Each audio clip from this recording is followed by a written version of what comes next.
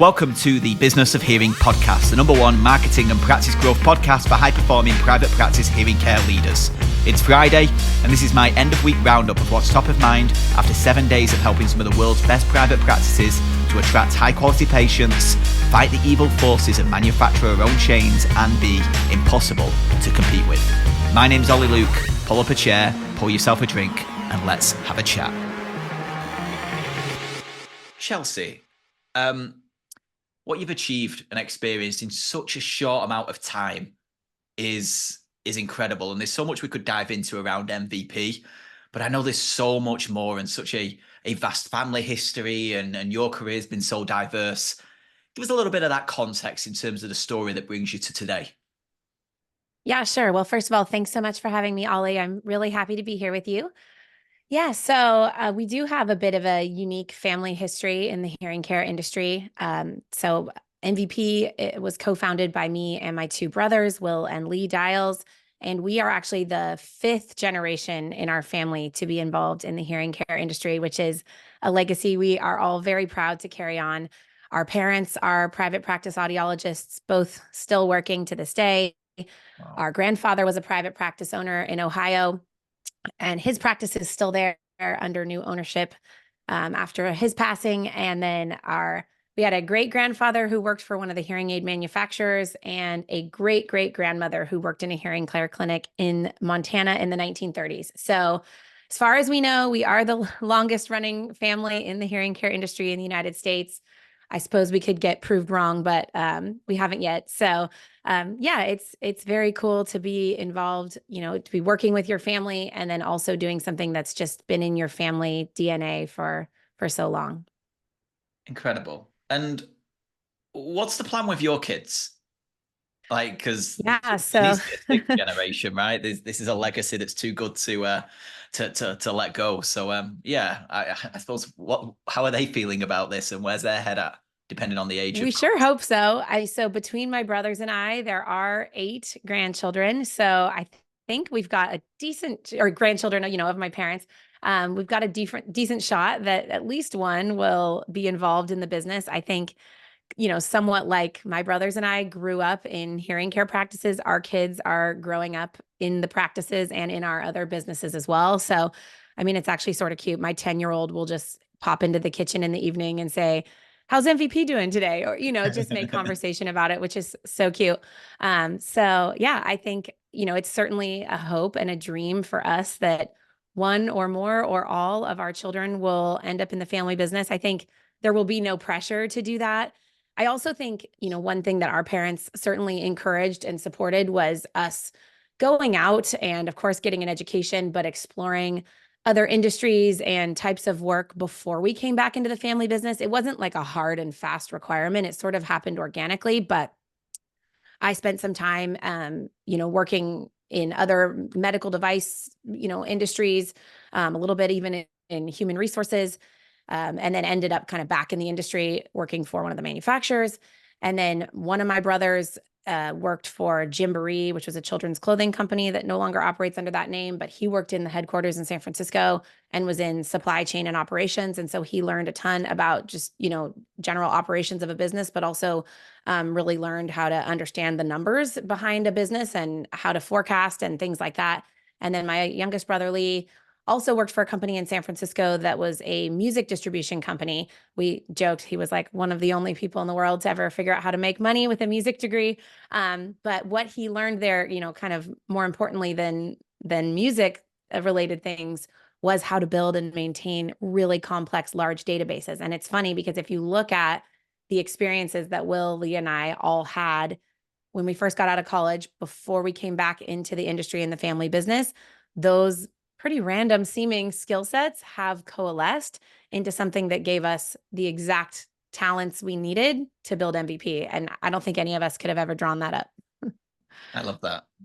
One of my questions was going to be like, how valuable has it been working in other industries before you kind of came back into the hearing care industry, and how has that helped shape kind of some of the things that you do today? And you've answered that perfectly, because that's very much been my experience. I discovered this industry only 7 years ago, and prior to that, from fashion to hospitality to travel, I've worked in marketing, run marketing agencies in a bunch of industries. So taking ideas and concepts external to the industry and then adapt them within.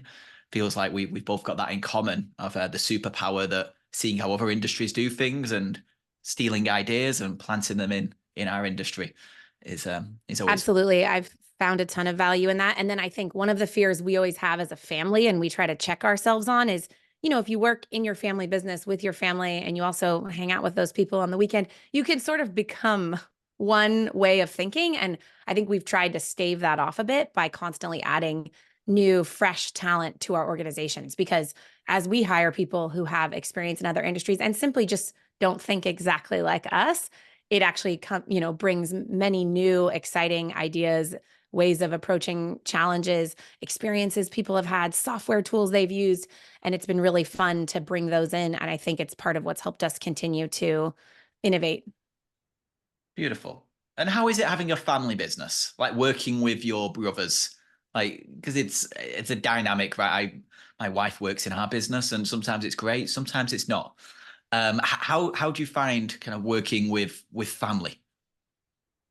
Yeah, I absolutely love it. And I'm not just saying that because I'm on your podcast. It really, truly is such a delight. We are a family that is really, really close. And I think we would be if we didn't work together, but it's hard to say because our work and our family and personal lives just blend so deeply on every level.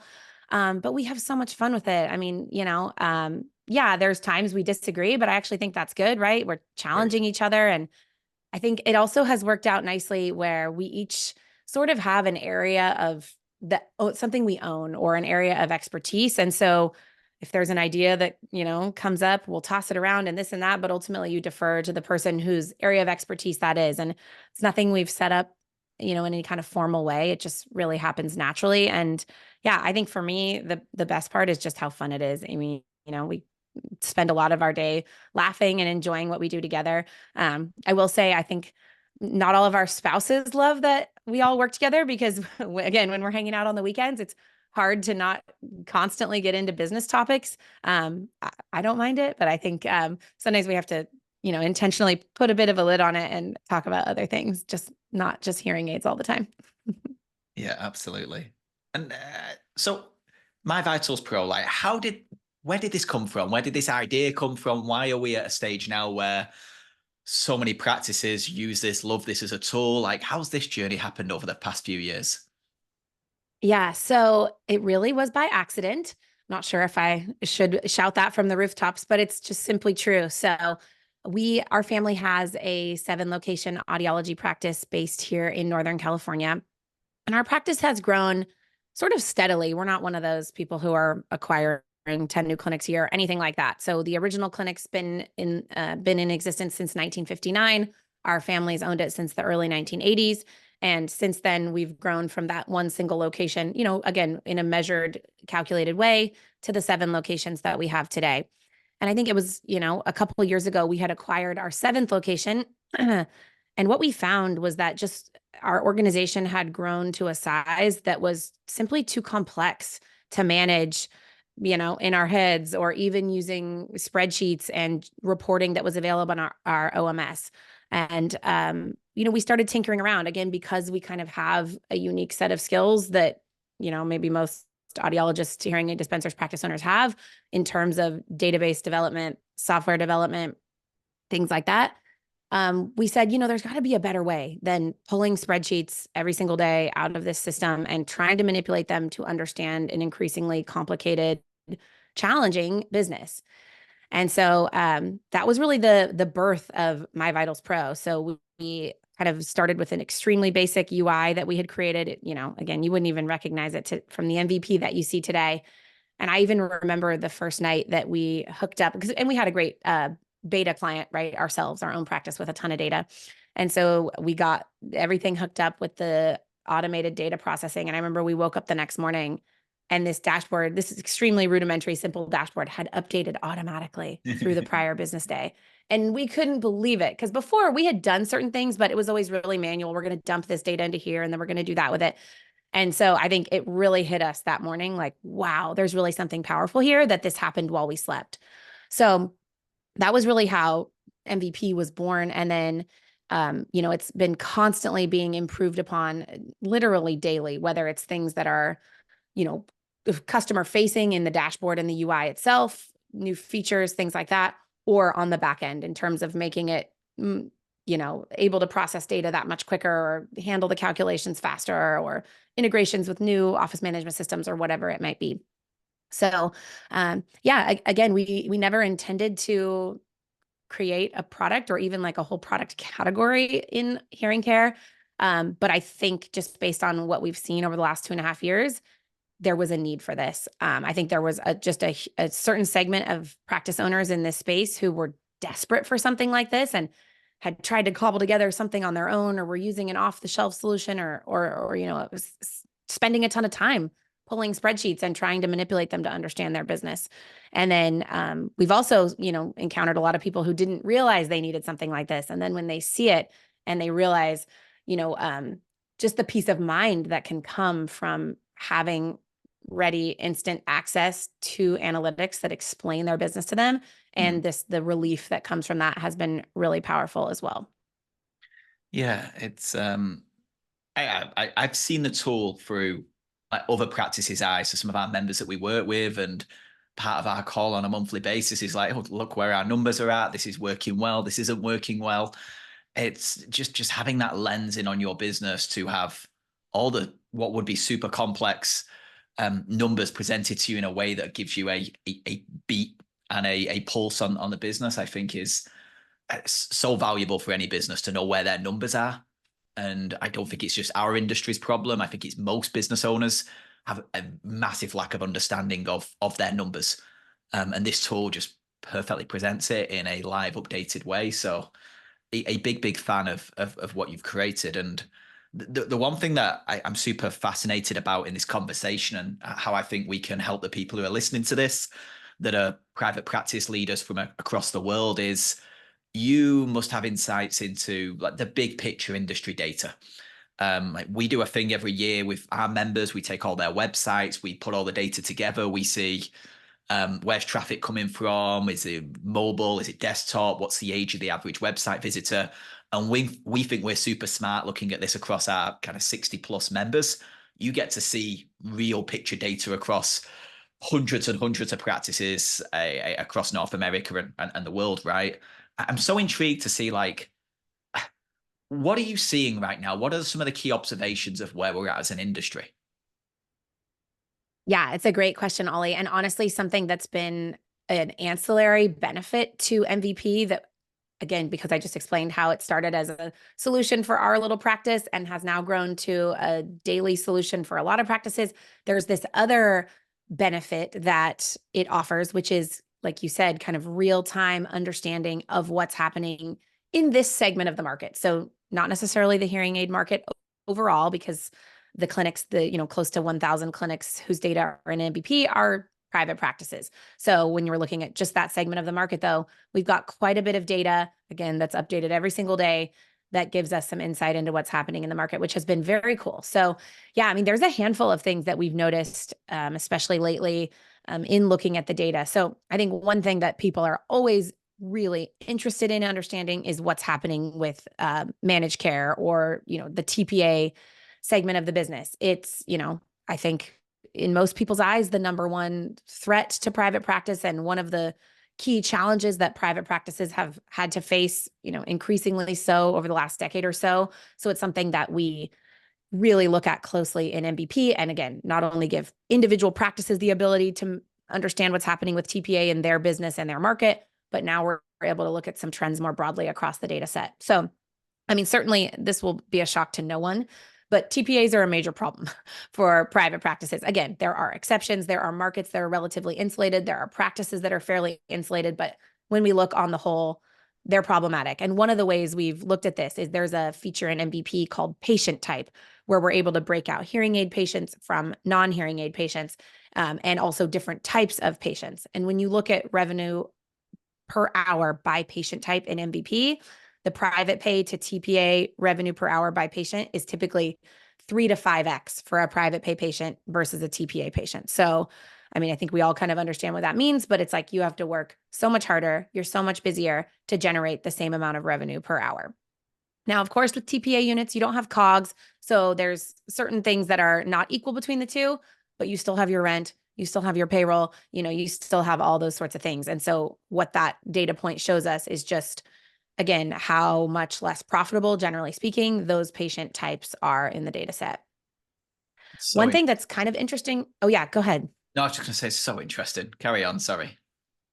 No, it's fine. There's just one other thing that I think is really fascinating about TPA in the MVP data set, and that's that it's flatlining. So, you can listen to a lot of very smart experts in the space who very well may be right that TPA is going to continue to grow and grow and grow to levels that are potentially double what they are today, which if you're a private practice owner, that's pretty scary. Now, none of us have a crystal ball. I don't think the people that say that don't have one, and I don't have one either. I also understand why some people who think it's going to continue to just accelerate almost to no end. And that may be true to some extent when you look at like corporate retail and things like that. But what's really interesting about the MVP data set is that it is only private practices. And what we are seeing is over the last handful of months, since kind of late 2023, it has leveled out to 30% of the units in MVP. And it was growing month, but quarter over quarter, like consistently for the last 8 years or so. So we think that's really interesting and also really encouraging that we may have reached a point in the penetration of TPA where it's at this 30%. Again, overall, obviously there's wide differences between practices and markets, and perhaps that's where it's going to sort of stay. Interesting. And two things you mentioned there that I just want to kind of reverse back to. You said some practices are kind of insulated from the impact that you're seeing. Just help me understand that. Is this practices that have purposely said no to TPA and we're solely private practice? Practices that are just maybe positioned differently in their community to be more premium end of the market? Like, give me some context of that, because I'm intrigued by that comment. Sure. Yeah. No, I think there's a couple of different factors which can help to insulate a practice against the, generally speaking, rampant penetration of Medicare Advantage plans and associated discount hearing aid benefits. One of those is just simply where you're located. So there's a feature in MVP called market share where we're able to look at any zip code in the US or Canada. Love to build it out for other places in the world to whatever extent market share analyses make sense, of course. But for now, we've got the US and Canada in there. And then, obviously with the Medicare Advantage stuff, we're looking particularly at the US, where we're able to show you in any zip code in the country how many hearing aid users there are, how many hearing aid units are sold, and the associated revenue split by private pay and TPA. Kind of secondary to that is a section of that module called the Medicare Advantage Analyzer, where we're able to look at the actual Medicare Advantage penetration by county and then drill down into the specific plans that are growing and decreasing and all of that to help practices better understand, again, kind of the landscape of managed care in the market in which they operate, as well as make decisions around, do I want to participate in these plans or not? If so, which ones? That sort of thing. And when you go in and you drill down, and if you were to do this for the 60 or so practices whose websites you manage, I think you'd see wide variation in that penetration amount. I mean, we see places that are 60, 70% managed care, and then we see places that are 12, 14, right? So that right there is going to be huge as far as the effect that managed care penetration is going to have on your practice. So one of them, I think, is just simply where you're located and how much Medicare Advantage has penetrated that area. A second one, yes, is exactly what you said, Ollie. I think the kind of like exact positioning of your practice. So are you a practice that's been around since 1959 in a relatively non-Medicare Advantage penetrated area that's consistently done marketing and has organic referral sources such as physician referrals and other things that are driving patients to you rather than calling the number on the back of their Medicare Advantage card? You're going to be more insulated as well by your brand, by your marketing sources, by your age, by the size of your database, that sort of thing. On the flip side, if you're a brand new practice and you've only been there a couple of years and you signed up with all the TPAs to get patients in your door, which by the way can be a worthwhile strategy, but you don't have a lot of doctors referring to you and you don't have many existing patients to resell to, and you're in a highly penetrated area where almost any marketing you do is going to drive in patients who have managed care benefits, then, it's going to be a different story. Does that make sense? That makes total sense. And if hypothetically, if you were starting a brand new practice from scratch now, seeing what you see with the data through MVP and where the industry's at, how would you position that practice? Like, would you be signing up for every TPA and trying to get patients through the door? Would you be going, I'm going to be very specific on this is my offering to the market? I'm just intrigued based on the data you see of how you'd approach the market if you were starting from a standing start today. Yeah, it's a great question. And I don't want to give a cop-out answer, but it probably really honestly is. It depends, right? If you're in Oh, if you're absolutely. in, one of those states that's super low penetration and, you're willing to really work hard to develop all kinds of, and I know this is something you kind of preach to, Ollie, like out of the box, interesting, organic marketing concepts. Mm. Then I think, obviously it's better if you don't have to participate in those plans because like we've seen in the data, you have to see at least 3 times as many TPA patients to generate the same revenue that you would from a private pay patient. So you're working a lot harder to, make the same or less money, generally speaking. That said, if I was opening up somewhere in the middle of the, rust belt of the country where almost everybody has a plan and I had no database, I would probably strongly consider it. I might not sign up with every plan.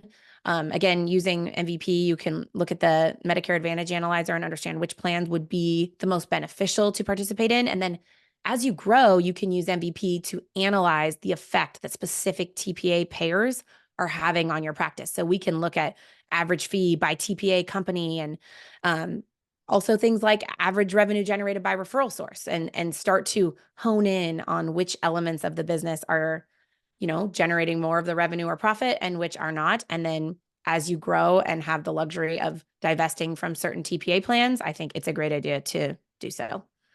Perfect. And given the amount of data you have access to and all the trends that you see, is there any common themes we see between practices that have great numbers, great growth versus the ones that maybe stagnate or struggle? Anything that we see that would be a natural common theme between the two?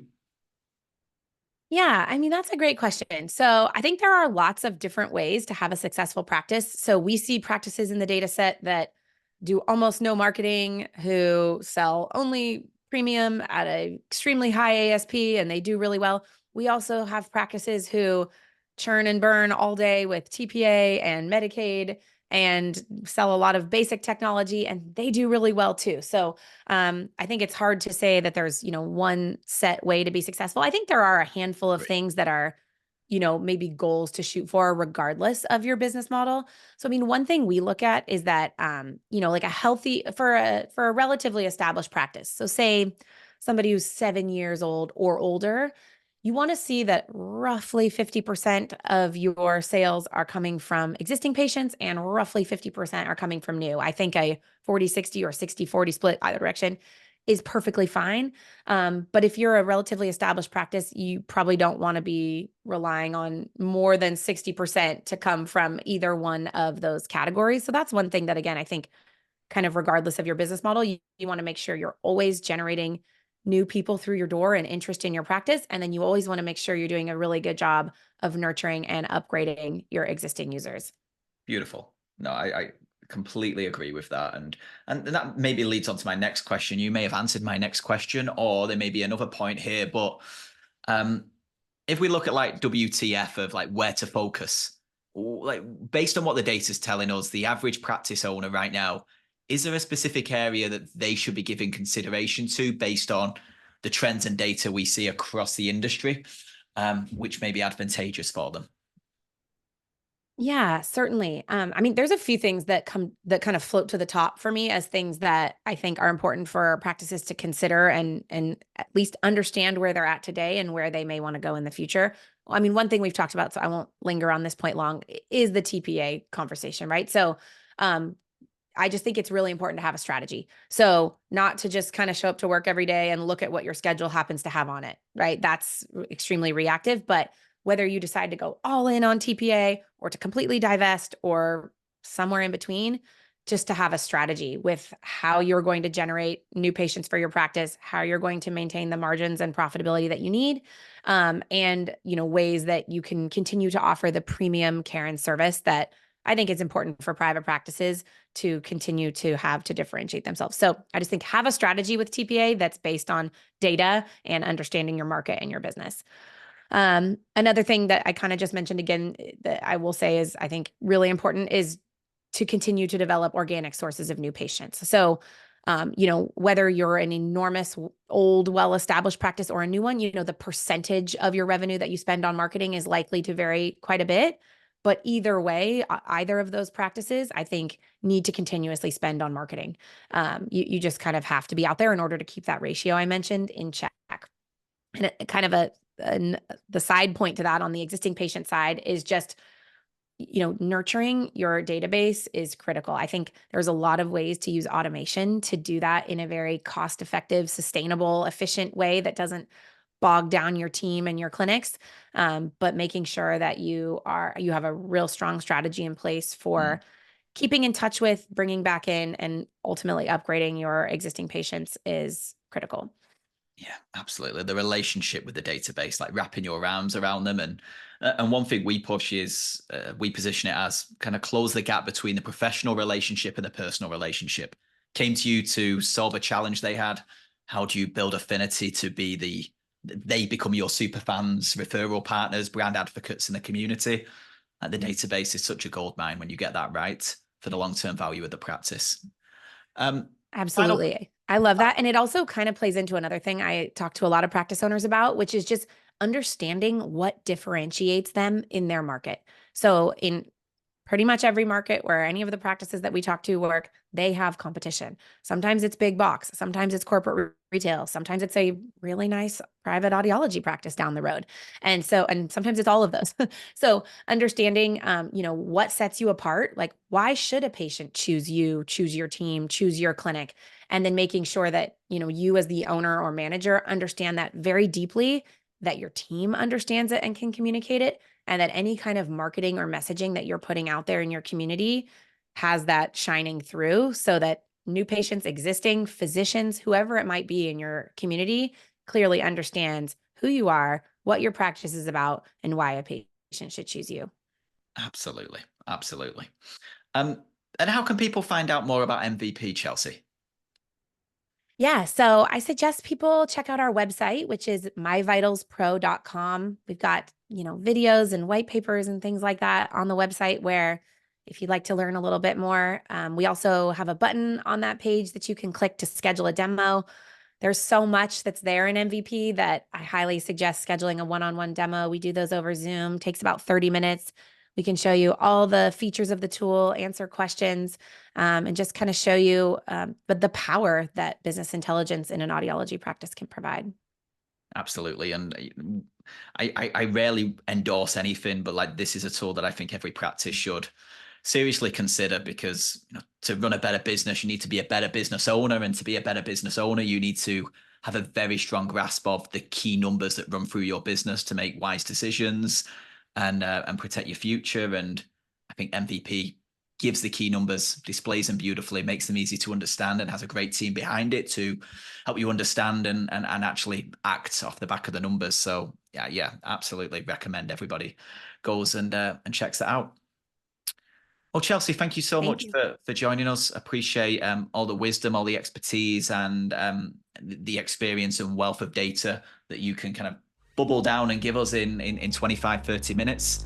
And hopefully we'll do this again soon when we've got some more cool things to share. I would love that, Ollie. Thank you so much for having me. And there we have it. Another episode has come to an end, and I have a quick favor to ask. If you have found this helpful, then who do you know who should listen to this podcast? I strongly believe a rising tide lifts all boats, and right now, private practice needs to stick together to fight these big, gormless groups and these manufacturer-owned Goliaths that are looking to take market share from us. Consider who should be listening, pass on the word about the Business of Hearing podcast, and I'll see you again next week.